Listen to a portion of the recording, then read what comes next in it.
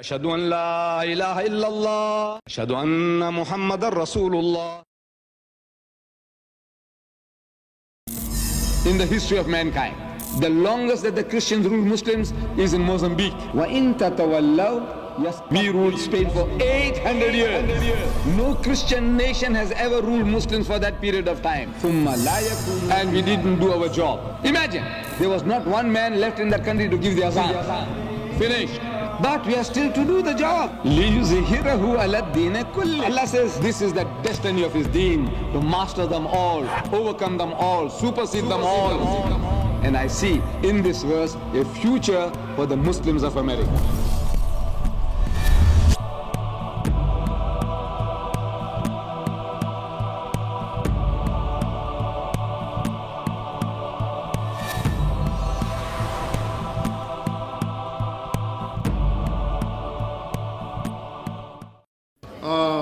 We have here a very special treat, inshallah. After everyone takes a break, make your prayer and come back.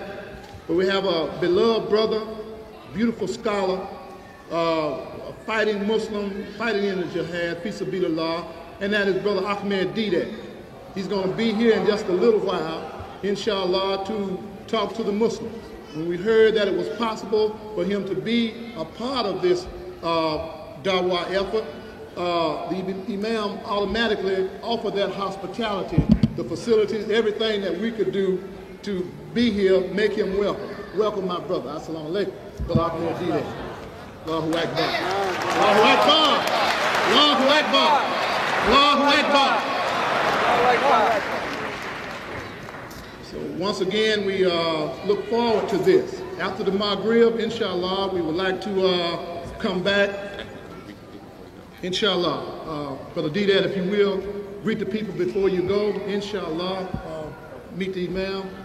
Assalamu alaikum. A lot of us don't realize this, but Brother Didat holds a lot of trust with us.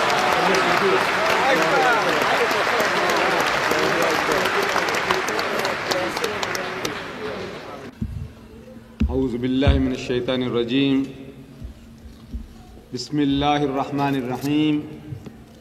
وَإِن تَتَوَلَّوْا يَسْتَبْدِلْ قَوْمًا غَيْرَكُمْ ثُمَّ لَا يَكُونُوا أَمْثَالَكُمْ صدق الله صدق الله المولى العظيم। Mister chairman এবং ভাই বোনেরা, আমি আপনাদের জন্য নিয়ে এসেছি শান্তি এবং অভিবাদন গভীরতম সাউথ আফ্রিকা থেকে। যদি লক্ষ্য করেন মানচিত্র, আফ্রিকা মহাদেশের দিকে সবচাইতে দক্ষিণ পয়েন্টে আপনারা একটি দেশ খুঁজে পাবেন যার নাম সাউথ আফ্রিকা। সেই দেশটিতে বাস করে প্রায় 5 লক্ষ মুসলিম, এবং তাদের পক্ষ থেকে আমি আপনাদের পেশ করছি শান্তি এবং অভিবাদন। আমি বলছি আসসালামু আলাইকুম ওয়া রাহমাতুল্লাহি ওয়া বারাকাতুহু।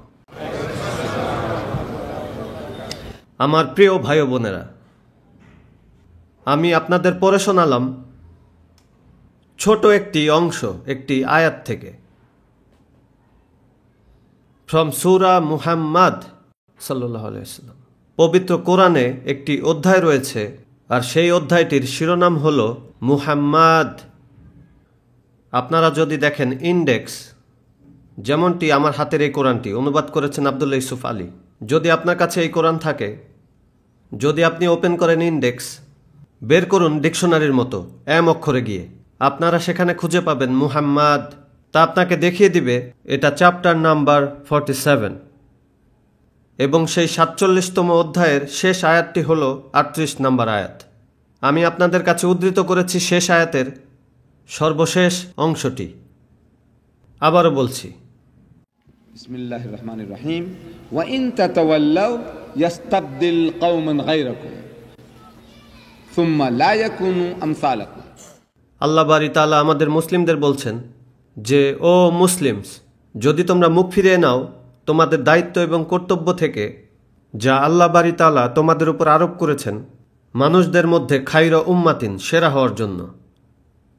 দেখুন, আল্লাহ আমাদের বর্ণনা করেছেন, তিনি বলেছেন কুনতুম খায়রা উম্মাতিন উখরিজাত লিন-নাস। তোমরাই হলো সর্বোত্তম জাতি মানব জাতির কল্যাণের জন্য। কোন জিনিস আপনাকে সেরা করে তোলে? এর কারণ কি আমাদের কেউ আরব রক্ত বহন করে এই জন্য? অথবা কেউ কেউ হয়তো পাকিস্তানিস বা পাঠানস, আফগানিস এবং কেউ ওয়েস্ট আফ্রিকান? কি আমাদের সেরা করে তোলে?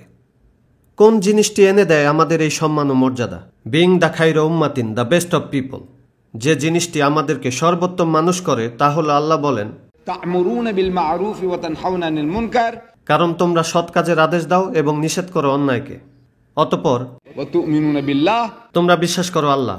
যদি তোমাদের এই গুণগুলো থাকে তবে তোমরাই মানুষদের মধ্যে শ্রেষ্ঠ।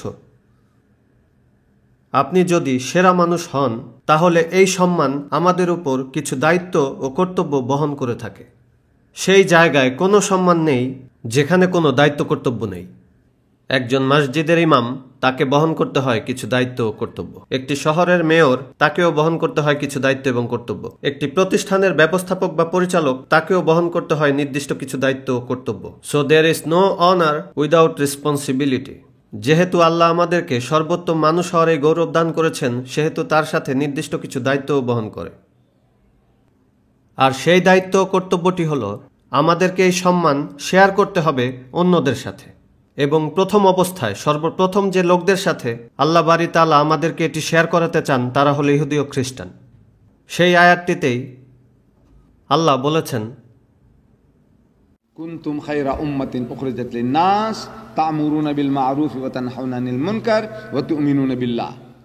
তারপর তিনি বলছেন, ওয়ালাউ আমানা আহলুল কিতাবি লাকানা খায়রান লাহুম, কিন্তু যদি আহলে কিতাব মানে হলো ইহুদি এবং খ্রিস্টান, যদি তারা এই বার্তা মেনে নেয়, অর্থাৎ আল কোরআনের এই বার্তা, তাহলে তাদের মঙ্গল হবে। অন্যথায় এটি তোমাদের জন্যই ভালো। মিনহুমুল মুমিনুনা, তাদের মধ্যে রয়েছে মুমিন, বিশ্বাসী লোক। ইহুদি খ্রিস্টানদের মধ্যে আল্লাহ বলেছেন তাদের মধ্যে রয়েছে ভালো মানুষ। আমি তা বলতে চাইনি, আপনারাও তা শুনতে চাননি, কিন্তু আল্লাহ তো এটাই বললেন। মিনহুমুল মুমিনুনা ওয়া আকতারুহুমুল ফাসিকুন, কিন্তু তাদের অধিকাংশই বিকারগ্রস্ত ও সীমালঙ্ঘনকারী।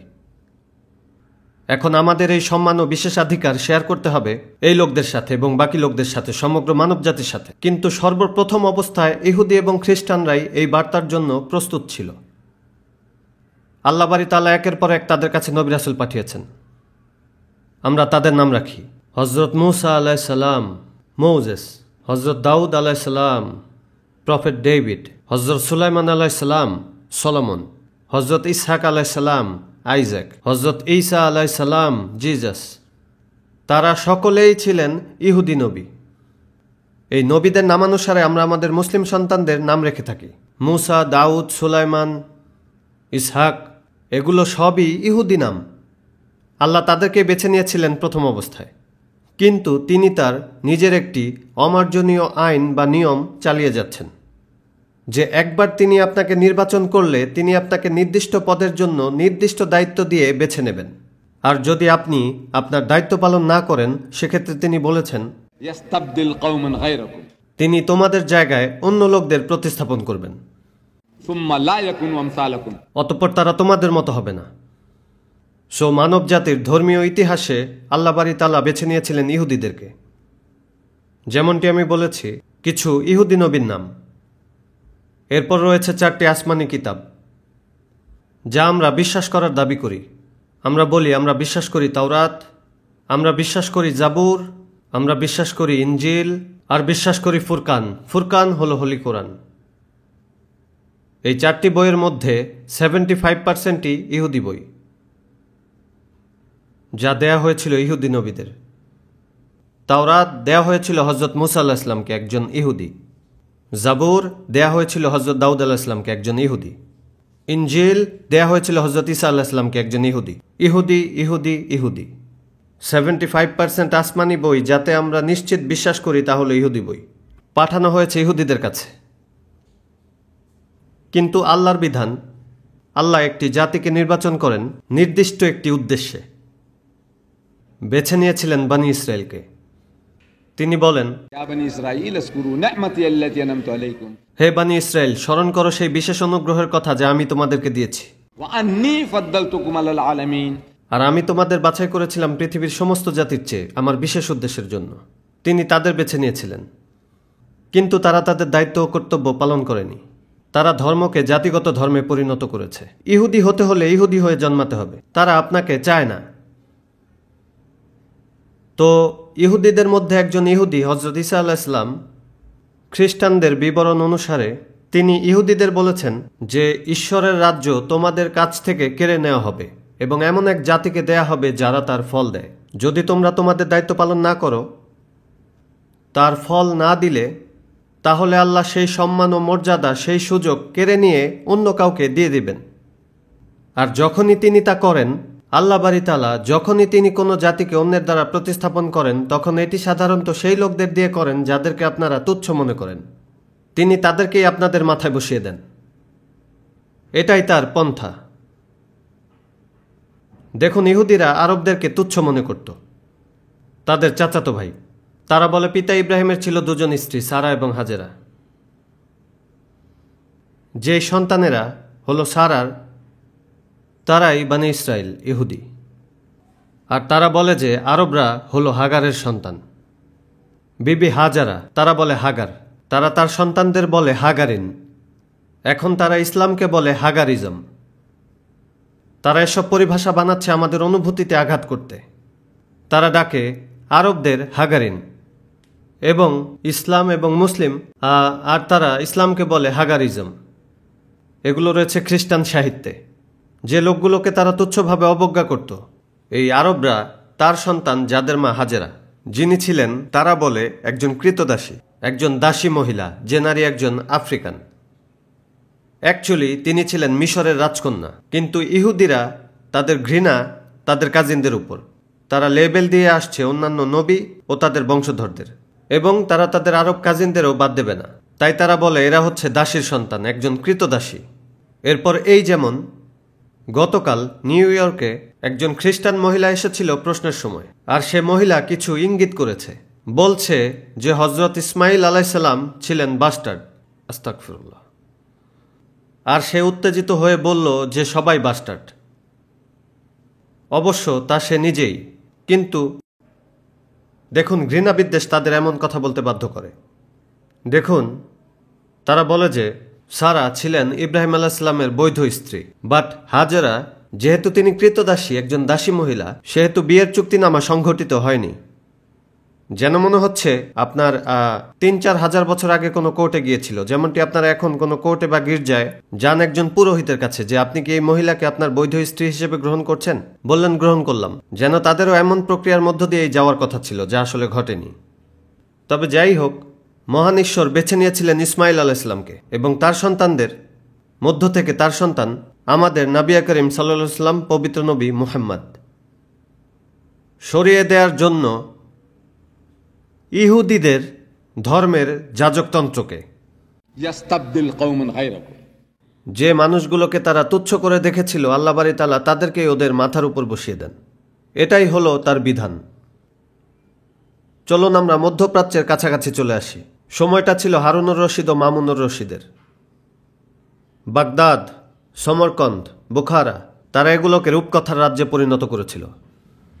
সেই মুসলিমরা, যা ছিল একটি সত্যিকারের পরিভূমি, যে দৃশ্যগুলো তখন বিদ্যমান ছিল, আপনি সেগুলোকে পুনরুৎপাদন করতে পারবেন না ফিল্ম ছাড়া। ফিল্মে অনেক কিছুই করা যায়, হলিউড ক্যান ডু এনিথিং, কিন্তু বাস্তবে তার কিছুই না। No Baghdad, no Samarkand, no Bukhara. সেই বর্ডারের কাছে আমাদের মুসলিম সাম্রাজ্যের সীমানায় ছিল মঙ্গলরা, মঙ্গলস, যারা barbarian, Jahangir Khan, Hulagu Khan, barbarians. আর মুসলিমরা সীমান্তে তাদেরকে দেখে বলতো, এই বর্বররা, তারা ইসলাম সম্পর্কে কি বুঝবে, কি জানতে পারে তারা? তারা তাদের কাছে ধর্মপ্রচারে আগ্রহী ছিল না। তাই আল্লাহ বাড়ি তাআলা যেন তাদেরকেই হুকুম দিচ্ছেন যে যাও, ওদেরকে ধুলোয় পিষিয়ে দাও, এবং তারা মুসলিম সাম্রাজ্যকে আক্রমণ করে ধূলিসাৎ করে দেয়, ধ্বংস। দ্য শকস, যে ধাক্কাটি মুসলিম বিশ্ব খেয়েছিল মঙ্গলদের হাতে, আমরা এখনো সেই ধাক্কা থেকে বেরিয়ে আসতে পারিনি। ইয়াস্তাবদিল কওমান গায়রাকুম। আল্লাহ বলেন, আমি তোমাদের জায়গায় প্রতিস্থাপন করব অন্য লোকদের, সুম্মা লা ইয়াকুনু আমসালাকুম, যারা তোমাদের মতো হবে না। মুসলিমরা স্পেন শাসন করেছিল 800 বছর, আর সেখানেও তারা পার করেছে একটি দুর্দান্ত এবং আনন্দদায়ক সময়, 800 ইয়ার্স। কোনো খ্রিস্টান জাতি মুসলিমদেরকে এত লম্বা সময় শাসন করতে পারেনি মানব জাতির ইতিহাসে। সবচেয়ে বেশি সময় খ্রিস্টানরা মুসলিমদের শাসন করেছে মোজাম্বিকে। মোজাম্বিক, এই যে মাশেল, একটি দুর্ঘটনায় তার মৃত্যু হয়েছিল। মাশেল, সামোরা মাশেল, মোজাম্বিক প্রাচীন পর্তুগিজ অঞ্চল। দেখুন, প্রায় 500 বছর আগে পর্তুগিজরা উচ্চতর বারুদ দিয়ে সেই অঞ্চল জয় করেছিল। সেই সময়ের শাসক ছিল মুসা বিন বায়েক, এক আরব, যিনি সেই বসতির দায়িত্বে ছিলেন। মুসা বিন বায়েক। সেই পর্তুগিজরা বলতে পারত না মুসা বিন বায়েক, তাই বলতো মোজাম্বিক, মুসলিম ভূখণ্ড। এমনকি পর্তুগিজ শাসনের 500 বছর পরেও 60% অফ মোজাম্বিক হলো মুসলিম। সো তারা সবচেয়ে দীর্ঘ সময় যে জায়গাটি শাসন করেছে তা হলো মোজাম্বিক। আর আমরা স্পেন শাসন করেছি 800 বছর। এরপর আমরা আমাদের দায়িত্ব পালন করিনি। সেই মুসলিমরা স্পেনের জনগণকে দেখেছিল তুচ্ছ করে, যে এই শুকর খাদকরা, মদখোরেরা, এরা ইসলাম সম্পর্কে কি বুঝবে। তারা বুঝতো না, তারা বুঝতে পারে না। আপনাদের পূর্বপুরুষরা পারতেন। অর্থাৎ আমি বলছি আরবদের পূর্বপুরুষদের কথা। মাতাল, ব্যভিচারী, জুয়ারি, যারা বিয়ে করত সৎমাকে, কন্যাদের জীবন্ত কবর দিত, তারা পরিবর্তন হতে পারে এই আল্লাহর কালাম দ্বারা, কিন্তু স্প্যানিশ লোকজন নো। 800 বছরের আমোদ প্রমোদ আনন্দ আল্লাহ বারি তাআলা দৃশ্য বর্ণনা করেছেন। কত উদ্যান, বাগান ও প্রস্রবণ তারা ছেড়ে গিয়েছিল। কত শ্যামল শস্য ক্ষেত এবং সুরম্য প্রাসাদের বাসস্থান। এরপর সম্পদ আর কত বিলাস সামগ্রী যা তাদেরকে অনেক আনন্দ দিত। আর যখন আমি এগুলোর মালিক করেছিলাম ভিন্ন সম্প্রদায়কে, না তাদের জন্য কেঁদেছিল আকাশ ও পৃথিবী, না তারা পেয়েছিল কোনো অবকাশ। ফিনিশ। 800 বছর ধরে মুসলিমরা শাসন করার পরেও সে দেশে একজন অবশিষ্ট ছিল না আজান দেওয়ার জন্য। এই শুয়োরখোর ও মদখোরেরাই নিশ্চিহ্ন করে দিয়েছিল মুসলিমদের। সে দেশে অবশিষ্ট একটি মানুষও ছিল না আজান দেওয়ার জন্য। চিন্তা করেন, 800 বছর শাসন করার পর একজন লোক ছিল না সেখানে আজান দেওয়ার জন্য। আল্লাহর বিধান, তিনি তোমাদের জায়গায় প্রতিস্থাপন করবেন অন্য লোকদের।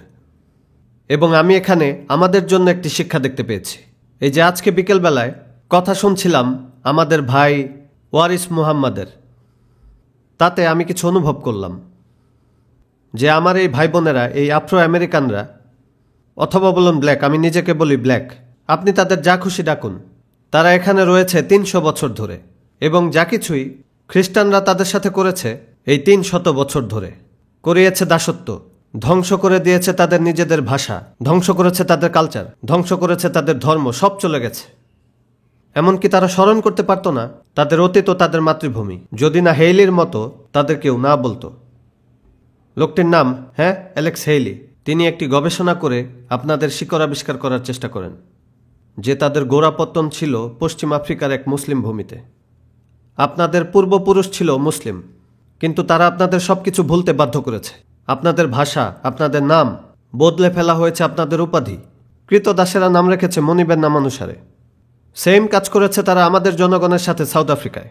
সেখানেও ঘটেছে একই ঘটনা। 300 বছর আগে সেই একই সময়কালে যখন দ্য ডাচ জয় করে ইন্দোনেশিয়া, যারা স্বাধীনতার জন্য লড়াই করছিল, তাদের যুদ্ধবন্দী হিসেবে পাঠানো হয় কেপ অফ গুড হোপে এবং শ্বেতাঙ্গদের কাছে কৃতদাস হিসেবে বিক্রি করে দেওয়া হয়। যখন ব্রিটিশরা জয় করে মালয়েশিয়া, যারা স্বাধীনতার জন্য লড়াই করছিল, তাদেরকেও যুদ্ধবন্দী করে বন্দী হিসেবে পাঠানো হয় কেপ অফ গুড হোপে। Good Hope for the white man. তাদের কাছে কৃতদাস হিসেবে বিক্রি করা হয় এবং তাদেরকে হ্যামারিং করা হয় 300 বছর ধরে। তাদের বিকৃত করা হয় খ্রিস্ট ধর্মে। কিন্তু 300 বছর পরে খ্রিস্টানরা সক্ষম হয়েছিল ভাষা পরিবর্তন করতে। এখন তারা কথা বলে আফ্রিকান, যেটি দক্ষিণ আফ্রিকার শাসক গোষ্ঠীর ভাষা। তারা পরিবর্তন করে তাদের পদবি। দেখবেন একজন মুসলিম, আপনার নাম কি? বলবে মোহাম্মদ হেনরিক্স। আব্দুল্লাহ ফিসার, না এখানেও সেম। ইউসে ক্যাসিয়াস ক্লে, ঠিক? আপনারা বলেন Muhammad Ali Cassius Clay, same same same. জিজ্ঞেস করুন আপনার কি নাম, সে বলবে Ismail Fenter. So what is Fenter? আবার Abdullah Fisher, what is Fisher? এরপর তাদের মাঝে রয়েছে স্মিথ, আবার রয়েছে ফ্যান্টোডাস। এই সবগুলোই সেই কেপের মুসলিমগুলো। Same situation. সে কৃতদাসরা মনিবের নাম ধারণ করেছে, হারিয়েছে ভাষা, হারিয়েছে কালচার, হারিয়েছে নাম, কিন্তু তাদের ধর্ম ইসলাম। 300 বছর হ্যামারিং হওয়ার পর তারা পরিণত হয়েছে most militant Muslim community in the world.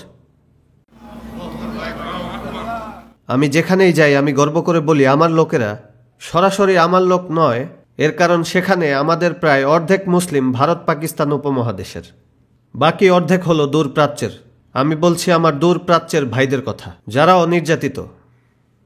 সেই তুলনায় আমরা নিরাপদ ছিলাম, কিন্তু তারা নির্যাতিত 300 বছর ধরে। এর 300 বছর পর আমি দাবি করছি যে বিশ্বের সবচেয়ে মিলিটেন্ট মুসলিম সম্প্রদায় হলো আমার দক্ষিণ আফ্রিকার সেই মালে মুসলিম সম্প্রদায়। কিন্তু 1977 সালে এখানে আসার পর আপনাদের এই মহান দেশে এবং শিকাগো অঞ্চলে মসজিদ থাকায় সেখানকার ভাইদের সাথে দেখা করলাম।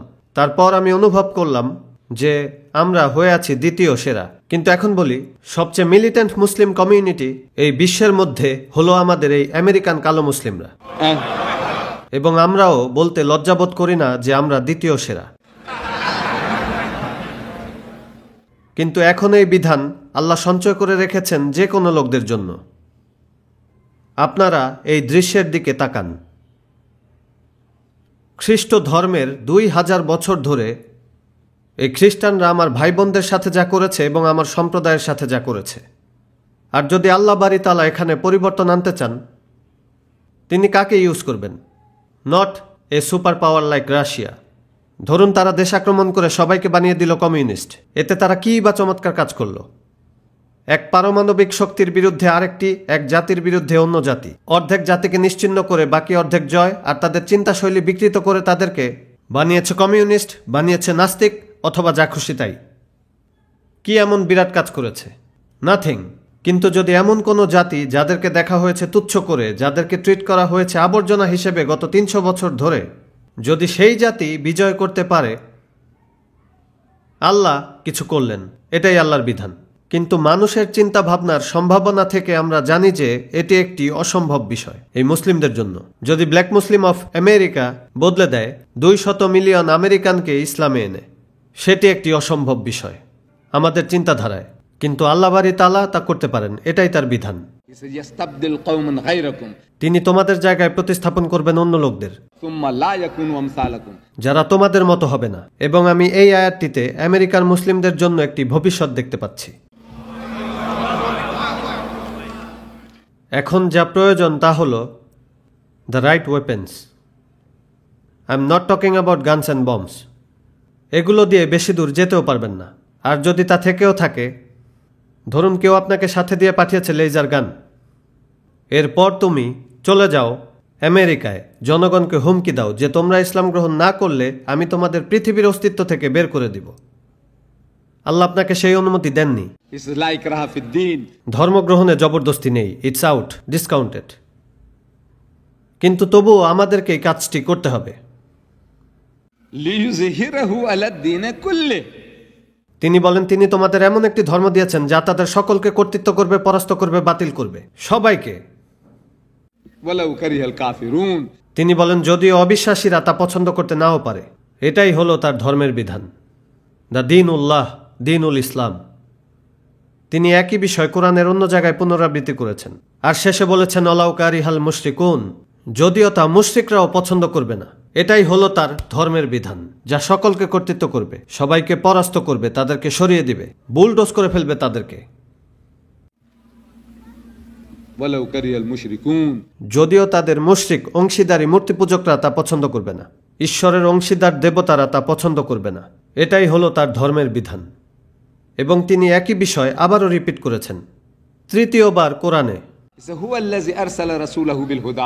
তিনি তার রসুলকে পাঠিয়েছেন হিদায়াত সহ আর সত্য ধর্ম দিয়ে, যাতে তা জয়লাভ করে বাতিল করতে পারে অন্য সকল ধর্মকে।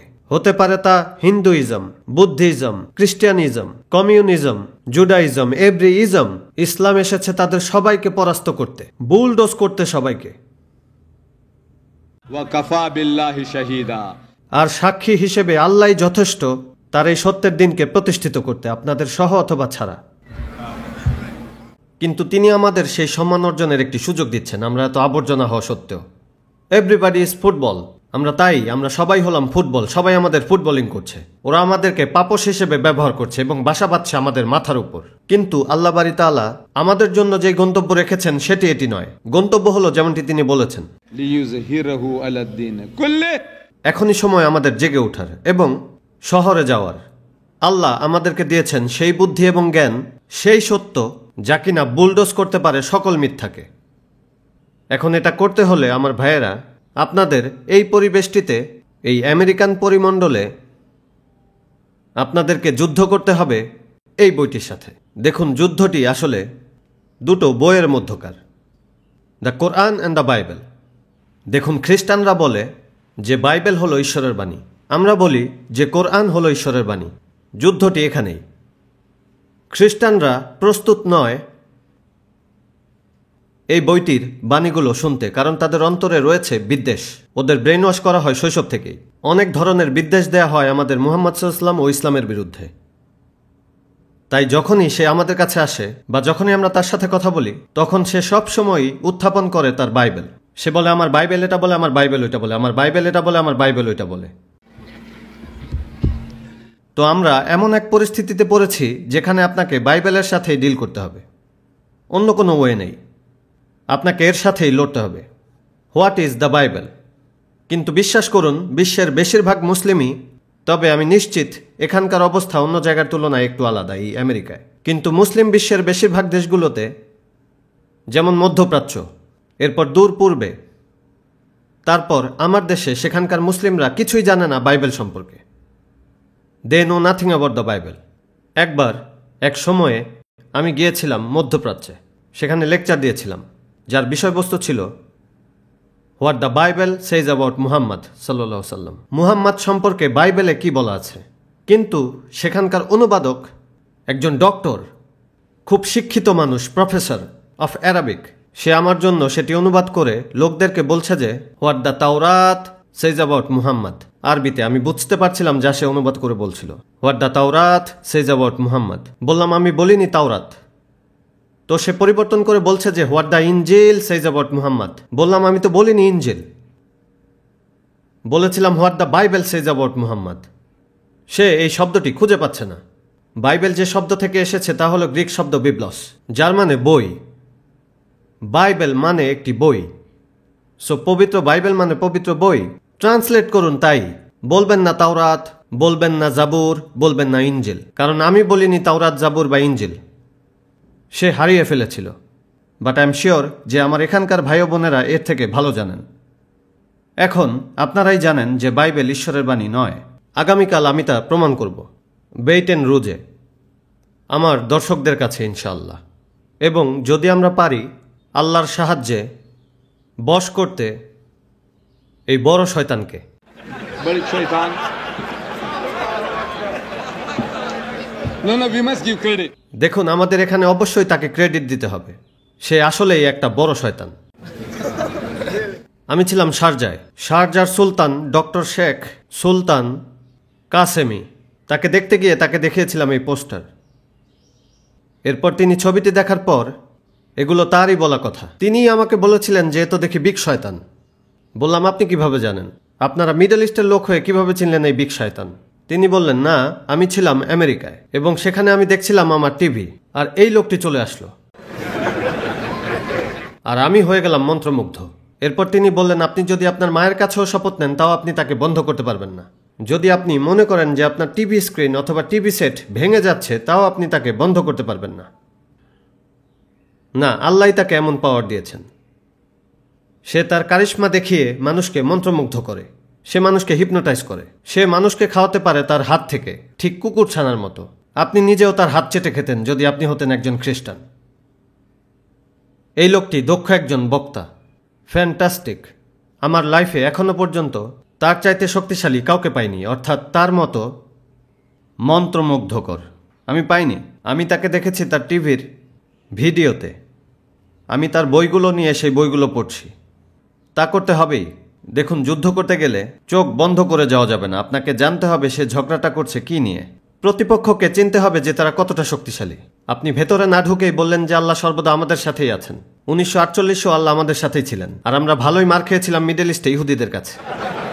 65 সালেও তিনি আমাদের সাথেই ছিলেন, আমরা হেরেছি। 66 সালে তিনি আমাদের সাথেই ছিলেন, তবু আমরা আবারও হেরেছি। এবং 73-এও পুনরায় মার খেয়েছি। দেখুন, আল্লাহ সর্বদা আমাদের সাথেই আছেন, তবু আমরা মার খেয়েছি 4 বার। এর কারণ হলো আমরা যুদ্ধ করতে যাই আমাদের চোখগুলো বন্ধ করে। সো আমাদের যেতে হবে চোখ খোলা রেখে। আর তাই সেজন্য আমি সামান্য কিছু গবেষণা করেছি। সে অনেকগুলো বই লিখেছে, এর মধ্যে আমি কিনেছি তার 30টি বই, এবং এর মধ্যে সবগুলোই তার নিজের পাবলিকেশনসের অংশ।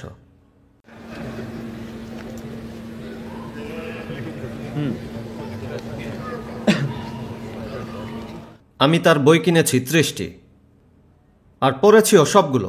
যেন এটা করে নিয়েছিলাম ফার্দ, বাধ্যতামূলক। নিজের ক্ষেত্রে তা বাধ্যতামূলক করতেই হয়। যুদ্ধে গেলে আপনাকে অবশ্যই জানতে হবে এক্স্যাক্টলি আপনার প্রতিপক্ষ কি বহন করছে। এবং আল্লাহ, আমি আপনাদের বলছি, সে নিজেই আমাকে দিয়েছে অনেক যুদ্ধোপকরণ, যেখানে অরিজিনাল আন্ডারস্ট্যান্ডিং মানে যে ফরম্যাটটি ছিল বিতর্কের, তা হলো প্রত্যেকে 1 ঘন্টা করে। প্রথম স্পিকার কথা বলবে 50 মিনিট, দ্বিতীয় জন 60, এবং প্রথম ব্যক্তি আবার 10 মিনিট। আর তাকেই প্রথমে কথা বলতে হবে। প্রথমে 50, এরপর আমি 60, এরপর সে আবার 10। সুবিধা এবং অসুবিধা দুটোই থাকে এই ধরনের ফরম্যাটে, তবে এটি একটি ন্যায্য ফরম্যাট যা আশা করা যায়, যা নিরপেক্ষ।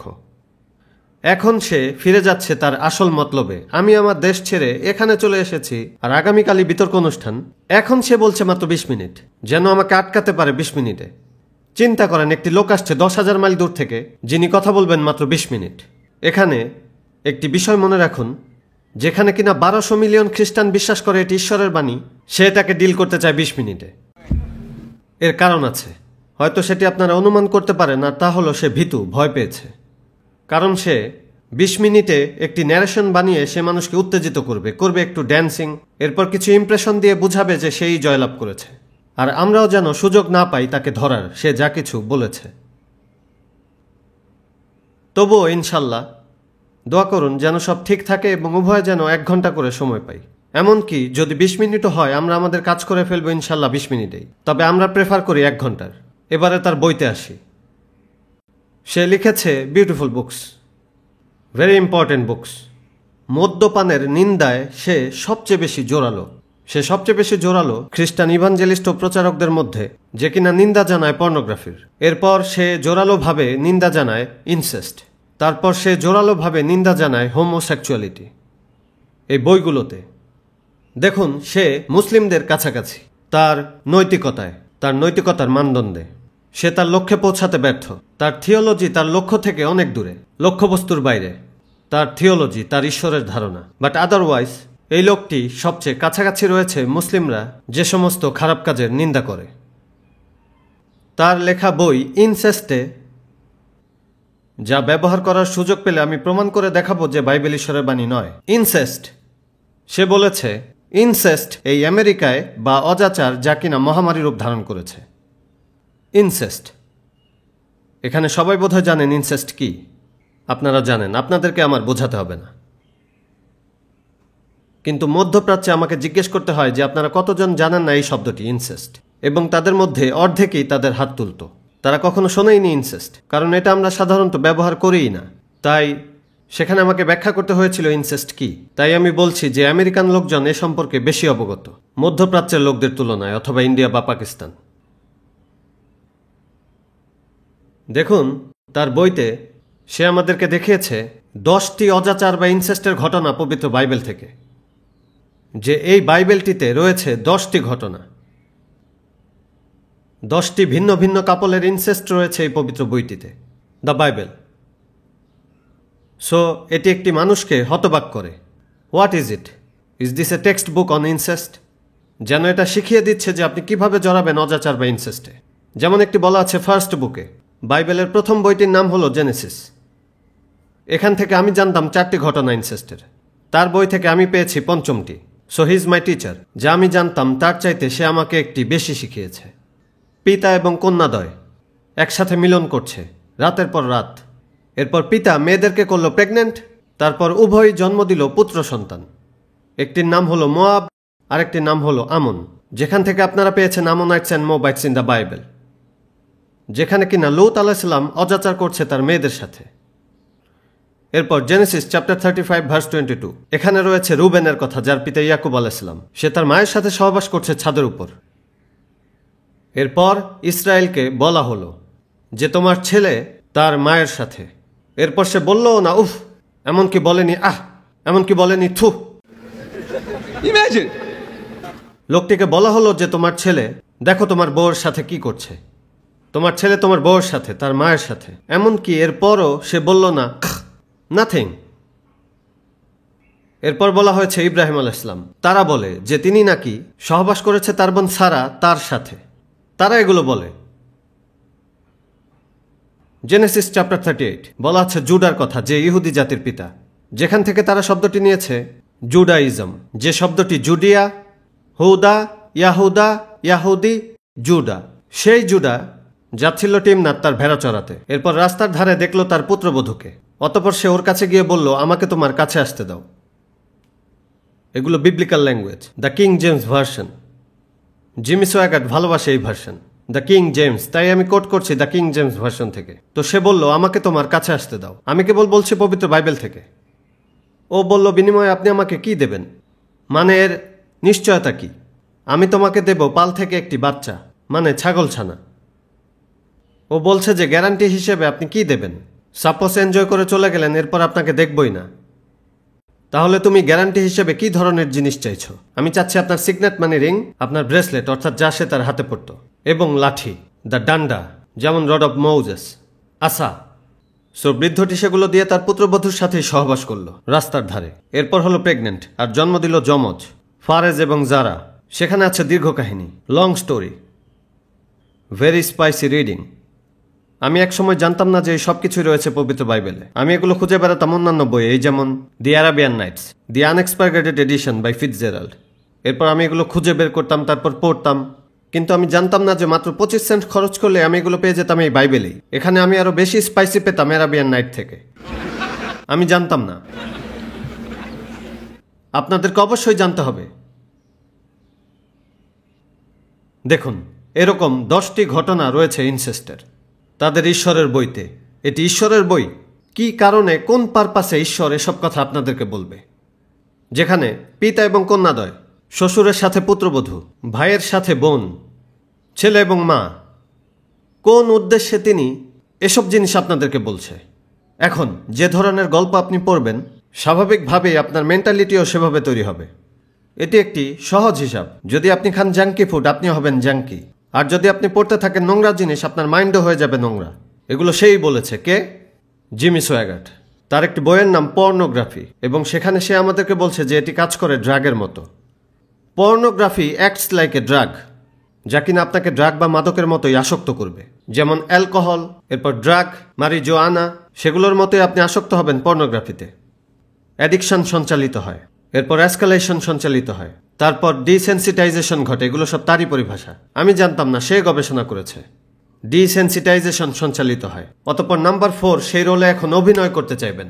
যা দেখেছেন, রিডিং পড়েছেন, এবার তার বাস্তবায়ন করবেন। That is how pornography works. So এই পবিত্র বইটিতেই রয়েছে এক beautiful chapter, the highest form of pornography, যা কেউ ভাবতে পারে। আমার দেশের, আমার সরকার নিষিদ্ধ করেছিল এই অংশটুকু যার উল্লেখ রয়েছে বাইবেলে। খুবই কড়া সরকার, কড়া খ্রিস্টান। অবশ্য বর্ণ বৈষম্যের অন্যায় নীতি তাদের মাঝে আছে, কিন্তু ধর্মীয়ভাবে এটি খ্রিস্টানদের মধ্যে বিশ্বের সবচেয়ে বড় ধর্মীয় সম্প্রদায়ের একটি। এই যেমন এখানে চাইলে আমি কিনতে পারবো আপনাদের প্লেবয় ম্যাগাজিন থেকে শুরু করে আরো অনেক কিছু, হিথ্রো থেকে, অথবা কেনেডি এয়ারপোর্ট থেকে, অথবা শিকাগো থেকে। এগুলো নিয়ে সাউথ আফ্রিকায় ধরা পড়লে জেল খাটতে হবে 2 বছর। এতটাই শক্ত আমার সরকার। তারা খুবই খ্রিস্টান তাদের নৈতিকতায়, তাদের নীতিশাস্ত্রে। তো কেউ একজন প্রকাশ করেছে একটি পুস্তিকা, একটি প্যাম্পলেট, যাতে রয়েছে 9টি বাক্য পবিত্র বাইবেলের, without adding, without deleting anything. 9টি বাক্য এই পবিত্র বাইবেল থেকে। এবং কেউ একজন তা প্রেরণ করেছিল পাবলিকেশন বোর্ডে। অতঃপর পাবলিকেশন বোর্ড ডিক্লেয়ার করলো অবাঞ্ছিত হিসেবে, মানে ব্যান্ড। আর 2জন যাজক উপস্থিত ছিল সেই বোর্ডে। নিষিদ্ধ করার সময়। কিন্তু এই বেচারা যাজকরা জানতো না যে এগুলো তাদের পবিত্র বইয়েরই অংশ। তারা এটা জানতো না। চিন্তা করেন, অনুচ্ছেদগুলো বাইবেলের এবং যার পরিমাণ 9টি ব্যান্ড। আমার দেশে মাত্র একটি শব্দের জন্য, একটি 4 লেটার ওয়ার্ড ব্যান্ড হওয়া বইটির নাম লেডি চ্যাটারলিস লাভার। একটি আপত্তিকর শব্দের জন্য তারা 20 বছর বইটি নিষিদ্ধ রেখেছিল। এখন আবার নিষেধাজ্ঞা তুলে নেওয়া হয়েছে, তারা নাকি একটু ম্যাচিওর হয়েছে, সেটি পড়ার জন্য পরিপক্ক হয়েছে। একটি শব্দই তো মাত্র, কিন্তু এখানে তো রয়েছে 9টি বাক্য যা কিনা আপত্তিকর। আমরা বলি একই ভিত্তিতে আপনাদের উচিত পবিত্র বাইবেলকেও ব্যান করা, কিন্তু অবশ্য তারা তো এটি দিয়েই চলে এবং এর দ্বারাই শপথ গ্রহণ করে। তাদের জন্য তা খুবই কঠিন, কিন্তু তারা তাদের কাজ করেছে, আমাদেরকে জানিয়েছে যে এটি আপত্তিকর, undesirable. Pornography of the highest order. George Bernard Shaw, একজন ব্রিটিশ নাট্যকার, সে বলেছে যে এটা the most dangerous book on earth. এটি লক করে এর চাবি সরিয়ে রাখুন যেন আপনার সন্তানের এর অ্যাক্সেস না পায়। দ্য প্লেইন ট্রুথ ম্যাগাজিন, যারা আর্মস্ট্রং ফ্যামিলি, আপনাদের এখানকার আমেরিকান, তারা প্রতি মাসে ছাপাচ্ছে 8,80,000 বিনামূল্যে বিতরণের জন্য। দি আর্মস্ট্রং ফ্যামিলি, প্লেইন ট্রুথ, তাদের একটি ম্যাগাজিনে তারা বলেছে যে অনেক সেন্সর তারা দিবে এই বাইবেলকে এক্স রেটিং, ক্রস। অনেক সেন্সর, এটা ঈশ্বরের বাণী? Is it book of God? I dare any Christian যে সাহস থাকলে সামনে এসে এগুলো পড়ুন আপনাদের শ্রোতাদের কাছে এবং ধর্মসভায়। Read it. কোনো ভদ্রলোক এটা পড়তে পারবে না তার মায়ের সামনে, তার বোনের সামনে বা তার মেয়ের সামনে, এমনকি হবু স্ত্রীর সাথেও নয় যদি সে ভদ্রমহিলা হয়। আপনি পারবেন না পড়তে। যদি সর্বশক্তিমান ঈশ্বর লজ্জিত না হন এই নোংরা ময়লা প্রকাশ করতে, আমি জিজ্ঞেস করছি আপনি কেন লজ্জা পাচ্ছেন? আপনি কি ঈশ্বরের চাইতেও পবিত্র? কখনো কি সর্বশক্তিমানের চাইতেও পবিত্র হতে পারবেন? পারবেন কি? এর মানে তো এটাই দাঁড়ায়, যদি ঈশ্বর এগুলো বলে থাকেন, এসব লিখে থাকেন এবং নির্দেশ দিয়ে থাকেন, যা আপনাদের কাছে পড়ার সাহস আমিও পাচ্ছি না, কারণ আমি জানি আপনারা তা কখনোই ভুলবেন না। এমনকি 1000 বছর পরেও আপনারা মনে করে বলবেন যে আঙ্কেল দিদাত ছিল একজন নোংরা অশ্লীল লোক, যে সেই বুড়ো লোকটি এখানে এসে কি কি বাক্য উচ্চারিত করেছিল। কিন্তু এটা উপলব্ধি করতে পারবেন না যে আমি কেবল রিডিং পড়ছিলাম খ্রিস্টানদেরই পবিত্র বই থেকে, যেগুলো কিনা আমার কথা নয়। আপনারা আমাকে ভুলবেন না, আমি জানি আপনারা ভুলতে পারবেন না, কারণ আপনি তখন একটি অদম্য ছাপ ফেলবেন আপনার মাইন্ডে যে আঙ্কেল দিদাতের মুখ থেকেই আমরা তা শুনেছিলাম। এগুলো ঈশ্বরের বাণী, বুক অব গড, যা আপনি বলতে লজ্জা পাচ্ছেন আপনাদের জনসভায়, তাই তো? সো দেখুন, এমন ঘটনার পর ঘটনা রয়েছে তার নিজের লেখা থেকেই, যা দিয়ে আমরা প্রমাণ করতে পারবো যে এটা ঈশ্বরের বাণী নয়। সে কথা বলেছে অ্যালকোহল নিয়ে, বই লিখেছে মদের বিষয়ে। সেখানে সে লিখেছে যে আমেরিকাতে রয়েছে 11 মিলিয়ন মদ্যপানকারী, 11 মিলিয়ন ড্রাঙ্কার্স ইন আমেরিকা, এবং রয়েছে 44 মিলিয়ন ভারী মদ্যপানকারী। এরপর সে বলেছে, যার সাথে আমিও একমত, যে আমি এই উভয়ের মধ্যে কোনো পার্থক্য দেখি না, অর্থাৎ মাতাল ও ভারী মদ্যপানকারীর মধ্যে, যার মানে দাঁড়ায় এখানে রয়েছে 55 মিলিয়ন মাতাল জিমি সোয়াগাটের মতে। আমি বলি, ব্রাদার সোয়াগাট, আপনাকে অবশ্যই যুক্ত করতে হবে আপনাদের সোশ্যাল ড্রিঙ্কারদেরও, কেননা ইসলাম বলে ও শিক্ষা দেয় যা কিনা বেশি পরিমাণে নেশাগ্রস্ত করে তার অল্প পরিমাণও নিষিদ্ধ। এটা আমাদের পবিত্র নবী মুহাম্মদ সাল্লাল্লাহু আলাইহি ওয়াসাল্লাম বলেছেন। আর তাই এক চিমটি বা এক চুমুকেরও কোনো অবকাশ নেই। তাই যদি এবার অ্যাড করেন আপনাদের সোশ্যাল ড্রিঙ্কারদের, তাহলে গিয়ে দাঁড়াবে 100 মিলিয়ন মাতাল। আপনাদের কাছে এর সমাধান নেই। আপনাদের ধর্মপ্রচারকরাই অভিযোগ করছে, যারা the preacher, the evangelist, the Bible thumpers, the hot gospellers, দেখুন তারা কোনো ধরনের কোনো পক্ষে যেতে পারছে না এই প্রবলেমটি নিয়ে। সে বলেছে যে তাদের একটি ধর্মপ্রচারণামূলক কনফারেন্সে এই ইভাঞ্জেলিস্ট ও তার মতো বাইবেল থাম্পার্সরাও ছিল। আর সেই কনফারেন্সে কেউ একজন ঘোষণা দিল যে আসুন আমরা সকলে, অর্থাৎ আমরা যারা যে সম্প্রদায়গুলো মদ খাওয়ার ব্যাপারে বিরোধিতা করছি, দয়া করে আপনারা উঠে দাঁড়ান। আর সে বলেছে তেমন কেউ উঠে দাঁড়ায়নি। নোবডি স্টুড আপ, যার মানে তারা সবাই বেছে নিয়েছিল ড্রিঙ্ক। আর তারা যুক্তিও দেয়, তারা বলে যদি আমাদের লর্ড জিজাস ক্রাইস্ট পানিকে মদে পরিণত করতে পারে সেই কেনায়, তাহলে আমাদের ড্রিঙ্ক করতে সমস্যা কি? যা আমাদের ঈশ্বরের জন্য ভালো তা আমাদের জন্যও ভালো। আর যুক্তিটা তো ভালোই। আপনারা কি একমত? যা তাদের ঈশ্বরের জন্য ভালো তা তাদের জন্যও ভালো। সে বলে না না না, আমাদের ফ্রেন্ড সোয়াগাট বলে যে এটা কোনো মদ ছিল না, সেটি ছিল পিওর জুস, যা খাঁটি আঙুরের জুস। কিন্তু তার অন্যান্য ভাইয়েরা, তাদের মধ্যেই অন্যান্য সাধারণ মানুষ, তারা কি বলে জানেন? তারা বলে এটা সেই same WYNE wine in Greek, যেটি কিনা লট পান করে মাতাল হয়েছিল তার মেয়েদের সাথে। Same WINE wine. সো খ্রিস্টানদের কাছে কোনো ধরনের কোনো সমাধান নেই এই মদ্যপান সমস্যার। এর কারণ হলো এর সমাধান তাদের বইতে নেই। পৃথিবীর বুকে একমাত্র বই যা বলে এই শয়তানি জিনিস স্পর্শ করবে না তা হলো ইসলাম। ইসলামেই রয়েছে সকল সমস্যার সমাধান। ও আল্লাহ, আমাদের যত প্রবলেমই থাকুক না কেন, এই লোকগুলোকে আমাদের অবশ্যই রক্ষা করতে হবে। তারা যেখানে পড়ে আছে সেখান থেকে। লাস্ট জুন অথবা জুন মাসের আগে জড়ো হয়েছিল 3 লক্ষ সমকামী কওমে লূত সান ফ্রান্সিসকোতে একটি তীর্থযাত্রায়, যাদের নেতৃত্ব দিচ্ছিল 50 জন লেসবিয়ান মোটরসাইকেলে চড়ে। সেই জাতি কিনা হয়রানি করছে বিশ্ববাসী এবং আমার জাতিকে। বর্তমানে এই মুহূর্তে পুরো বিশ্বজুড়ে 70,000 ধর্মপ্রচারক ক্রুসেডার, ওদের 60%ই হলো আমেরিকান। আমার জানা মতে 42,000 আমেরিকান কাজ করে সারা বিশ্বে ধুলো তুলে বেড়াচ্ছে, যেখানে কিনা তাদের নিজ মাতৃভূমি এবং জন্মভূমিই কুলুষিত। যারা ডুবে আছে গভীর অন্ধকারে তাদের সমকামীদের নিয়ে, তাদের উদ্বৃত্ত মহিলাদের নিয়ে। এই যেমন নিউ ইয়র্কে পাশের দরজায় আমি জেনেছি আপনাদেরই পরিসংখ্যানবিদদের থেকে যে 10 লক্ষ বেশি নারী রয়েছে পুরুষের তুলনায়। যদি নিউ ইয়র্কের সকল পুরুষও বিয়ে করে ফেলে তবুও 10 লক্ষ নারী খুঁজে পাবে না তাদের হাজব্যান্ড।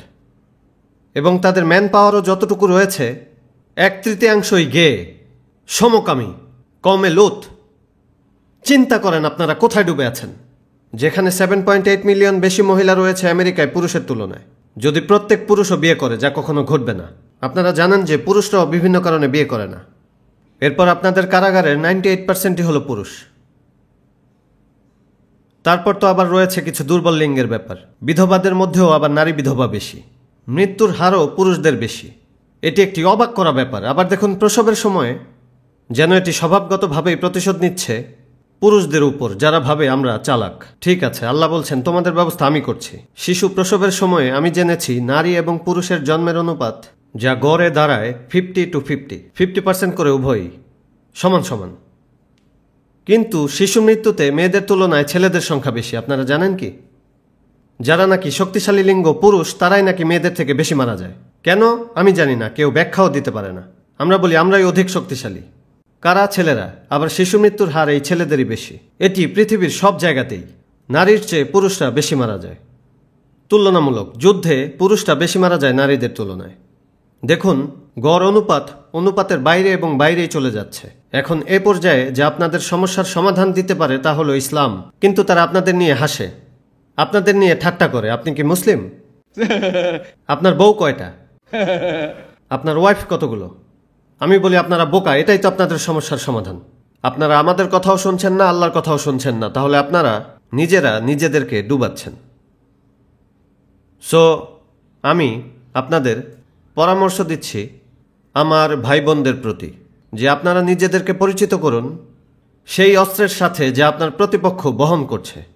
একবার যখন জেনে যাবেন তাদের যা আছে, তখন আপনি ফাঁদে পড়বেন না তাদের বিভিন্ন ষড়যন্ত্রের। তখন বুঝে যাবেন তারা আপনার কাছে কি বিক্রি করতে চাচ্ছে। ওরা আপনাদের বাসায় আসে জেহোভাস উইটনেস, 7 ডে অ্যাডভেন্টিস্ট, ক্রিস্টাডেলফিয়ান্স, এরপর মরমন, তারা যেই হোক না কেন, যখনই তারা আপনাদের বাসায় আসে কি নিয়ে আসে? তাদের বাইবেল বগলে করে। তারা চায় চেঞ্জ করে কোরআনের জায়গায় দেবে তাদের বাইবেল। Am I right? আর কি? তারা আপনাদের বাসায় আসে কিসের জন্যে? নৈতিকতা শিখাতে, ন্যায়পরায়ণতা শিখাতে, আপনাদেরকে আতিথেয়তা শিখাতে। তারা কি শিখাবে? পরিচ্ছন্নতা শিখাবে, যেখানে আমরা সবচেয়ে পরিচ্ছন্ন জাতি, যেখানে কিনা আমরাই সবচেয়ে অতিথিপরায়ণ লোক। আমাদের এক ভাই গতকাল বোঝাচ্ছিলেন এই কালো ভাইয়েরা যে আমরা স্বভাবগতভাবেই যেন মুসলিম, স্বভাবগতভাবেই আমাদের ব্যবহার মুসলিমদের মতো। মানুষের প্রতি আপনাদের সহানুভূতিতে, মানুষের কল্যাণের প্রতি আপনাদের অনুভূতিতে স্বভাবগতভাবেই আপনারা মুসলিম। ওরা আপনাদেরকে কি শিখাবে? নাথিং। একমাত্র যা শিখাতে পারে তা হলো যে যিশু আপনার পাপের জন্য মারা গেছে। ওরা এখন এটাই বিক্রি করছে। প্রভু যিশুর রক্তে বিশ্বাস করলেই আপনি নিরাপদ, আপনাদের ভালো কাজ দিয়ে নয়। সোয়াগাট বলেছে আপনাদের ভালো কাজগুলো নোংরা, ন্যাকড়ার মতো, রাবিশ। এটা আপনাকে স্বর্গে নেবে না। অন্য খ্রিস্টানদেরকেও সে বলছে যে দেখো, ভালো কাজ যদি এর উপর নির্ভর করে না হয় তাহলে আপনাদের কোনো পরিত্রাণ নেই। যীশু খ্রিস্টই সম্পূর্ণ মূল্য দিয়ে গেছে। আর যদি আপনারা এর বাইরে যান তবে আপনারা অকৃতজ্ঞ, নিমক হারাম, অকৃতজ্ঞতা প্রকাশ। লোকটি যদি শাস্তি জরিমানা পরিশোধ করে থাকে, এরপরও যদি কেউ বলে প্রার্থনা করবো, রোজা রাখবো, সংযত থাকবো, তখন সে বলছে আপনাদের সমস্যা কি? সবকিছুর মূল্য তো তিনিই দিয়ে গেছেন, আপনারা তো বোকা। তার ধর্মতত্ত্ব ভুল, তবে তার চেতনা সঠিক, স্পিরিট আছে।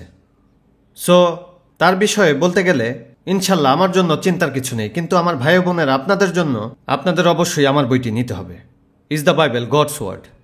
আর বইটি আয়ত্ত করুন, এবং আমি নিশ্চিত করছি যে কোনো জন্মগত খ্রিস্টানও আপনার পাশে দাঁড়াতে পারবে না, এমনকি জিমি সয়াগাটো। প্রিচিং, ইয়েস, সে তার হাত নাড়াতে পারে, এই যেমন ধরুন তার অ্যাক্টিং, সে হাত নাড়িয়ে আমাদের হারাতে পারবে, কিন্তু যখন আসবে থিঙ্কিং, লজিক অ্যান্ড রিজনিং, ইনশাল্লাহ দেখবেন তখন তার কাছে কিছুই নেই। ইজ গট নাথিং, তার দাঁড়ানোর মতো পা থাকবে না। সো এ কথাগুলো বলেই শেষ করছি আমার প্রিয় ভাই বোনেরা। এখন আমি প্রশ্নের জন্য উন্মুক্ত থাকব, যদি আপনাদের কোনো প্রশ্ন থাকে যা কিছু আমি বলেছি তার উপর অথবা এর বাইরে, যে কোনো প্রশ্ন কম্পারেটিভ রিলিজিয়নের উপর, যে ক্ষেত্রে আমি আপনাদের সাহায্য করতে পারি, আর তা হবে আমার জন্য সম্মানের।